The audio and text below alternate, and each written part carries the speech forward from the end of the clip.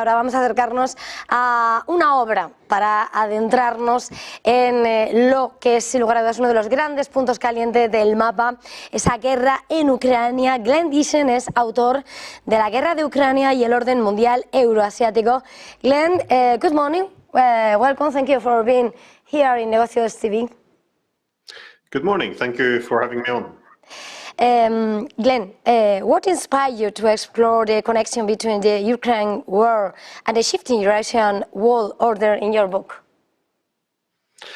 Well, I wanted to write the book because I saw a very clear connection between the war in Ukraine and the struggle over world order. That is, how the world should be organized and the rules which should accompany it after the Cold War.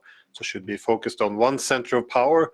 That is the collective hegemony of the West, or should be a multipolar system. In my opinion, our inability to create a mutually acceptable European security architecture, which has rooted in this dispute, this resulted in the Ukraine war, and also the outcome of the Ukraine war will largely determine what kind of world order we will have, which is why it's been so important, and we have been willing to even risk nuclear war to impact the outcome. How do you see the role of Western policies in contributing to the current geopolitical dynamics in Eurasia? Sorry, how the Europeans are contributing? Yes, the Western policies in contributing to the current geopolitical dynamics in Eurasia. Oh, well, because the unipolar world was set up largely, at least economic structures, as very Western-centric. The technologies, the supply chains, transportation corridors, bank currencies, etc. It's been very Western-focused, and because all the power was concentrated in the West. But what happens when this relative power declines as the rest of the world increases? It's very natural that new institutions will emerge, which then doesn't build around the concept of Western hegemony, but instead a global multipolar system. So I think the Eurasian space has been the main platform for developing this. That is, China, Russia, India, these other giants, they're pushing to diversify the economic ties to be less dependent on the West. Because what we see is when a hegemon is in decline, it's more likely to use its administrative control over the international economy as a weapon to prevent the rise of others. So the United States tries to prevent the rise of China. The Europeans are cutting economic ties, trying to crash the Russian economy. So the rest of the world see this with huge concern. There's no more trust anymore in the Western hegemonic system. So in Eurasia, you're seeing this as the main platform to reinventing a new global economy. In your view, what are the main misconceptions the West holds about Russia's strategic goals in Ukraine? Well, when the war began, it was very important in the West for everyone to say this was unprovoked. This was unprovoked. And the reason was, if it's unprovoked, then we cannot have negotiations. We cannot have diplomacy because this is a reward to Putin. Instead, we have to fight. We have to send weapons. We have to defeat Russia. This was the purpose of that narrative.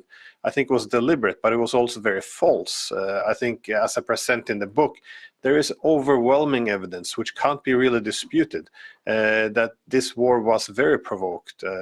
Again, the Russians, they invaded because they see NATO in Ukraine as being an existential threat. Now, we don't have to like it, we don't have to agree with it, but countless Western political leaders, intelligence leaders, military leaders, ambassadors, they've all accepted this. They have recognized this over many years, and they knew that this would result in war, and they did it anyways. So we can't say that this is unprovoked. Again, it's the most important thing to understand in this war. Now, it's very difficult to make this argument in Europe, because in Europe, if you say it was provoked, that is, NATO is also to blame for this war, then you can be accused of saying, well, you're trying to make excuses for Russia, you're trying to legitimize the war. But no, this is just recognizing reality, that NATO provoked the war, which was wrong, Russia invaded, which was wrong, but nonetheless, if we want to solve the war, we have to recognize our own contributions to this. And I think this is very, very important. And then we have to recognize the source of the war, which is NATO pushing this expansion. If we go back to 2014, on the first day after the West helped to topple the government in Ukraine, on the first day, New York Times writes that the CIA and MI6 began to move in to create a covert war against Russia with the new government which they had installed. We know that they had a secret war against the Russians, and this was before the Russians even took Crimea.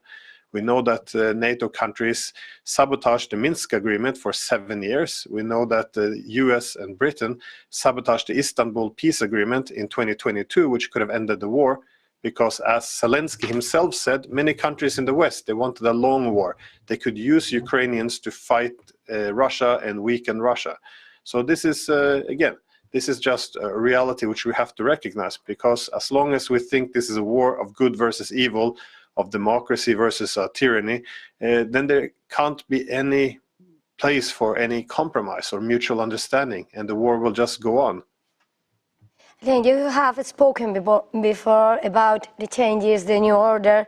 How has the Ukraine conflict accelerated or reshaped alliance across Eurasian countries, particularly regarding China and Russia? Well, I think a huge shift was, again, that the West thought, we could defeat the Russians on the battlefield. We thought we can crash their economy within a few weeks, and we would isolate them in the international system. But what you instead saw is now that Russia has effectively military balanced NATO. NATO cannot defeat Russia. And the economy, we saw that Russia is able to diversify its economy. It's moved its whole economy to the east. So Russia could diversify away from Europe, but Europe couldn't diversify away from Russia. And for this reason, we now see that a huge new economic system is developing outside the Western control. And lastly, the inability to isolate Russia. It's only the NATO countries now who continues to insist on continuing and prolonging the Ukraine war. The rest of the world does not share the views of NATO. So a lot of countries have been very worried also about abandoning the rule of law. That is, the Europeans, for example, stealing the Russian reserves. I mean, we can make all moral arguments for why it's good to steal hundreds of billions of euros from the Russians and give it to Ukraine. But no one, this has never been done before. No one took American money after Iraq, for example. And this is the main problem, that they don't trust the money with the West anymore. The Chinese know that they're next in line, so they're trying to pull their money away from the West. The Indians are worried about secondary sanctions. So this could happen to everyone now. And I think this is the main concern. They see the hegemonic system built around the West breaking apart in this war, and desperately new systems are being built in its place. So my concern as a European is that Europe is acting now very irrational. We're fighting a war against the world's largest nuclear power, a war we can't win, which is getting worse every day. We see the Americans wanting to leave Europe and instead focus more on Asia, and the Europeans have no strategic direction. They don't know what they're doing anymore, and they're just undermining their own security, their own economy, and indeed their own relevance in the world. And it's for this reason that you see now a huge desire for the rest of the world to join institutions such as BRICS, which are now laying the foundation for a new world order, a Eurasian multipolar world order. And so I think this, historians will look back at this war, this proxy war in Ukraine, and really look at it as something that broke Europe and broke the West. Looking ahead, what scenarios do you foresee for the future of Europe's relationship with the emerging Eurasian powers? Well, I think after this war, we're going to continue having very bad relations with Russia. The main objective for Russia is now to develop all its economic ties, which should be pointing to the east, while it will build a powerful military deterrent to deter NATO. So again, the future hasn't been written yet. We can take different paths. If we, for example, decide that we have made a mistake and we want to improve relations with Russia, then we have to look at ways we can reduce these tensions. We can discuss what we should have talked about since the 90s. How do we create an inclusive European security architecture, avoid the zero-sum bloc politics? So there's still things we can do, but if we continue on the current trajectory, I think the Europeans will isolate themselves more and more in the world. And the Russians, of course, they realize what has been done over the past few years. Again, the New York Times only wrote a few weeks ago how the Ukraine war has mainly been driven by American generals and British generals out of Germany. So, you know, there's a lot of anger on both sides. So we need to, again, rediscover mutual understanding, dialogue, diplomacy, things we're not doing anymore.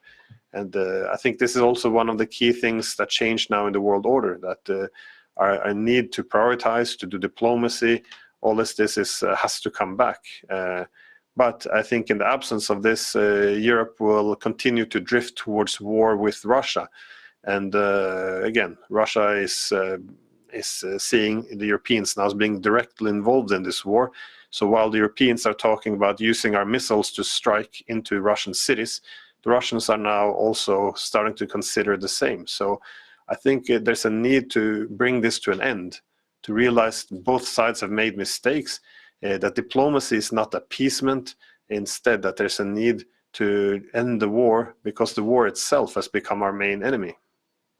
Glen Diesen, it has been a pleasure. Thank you for being here for this time. Thank you. Good day and good business. Thank you. My pleasure.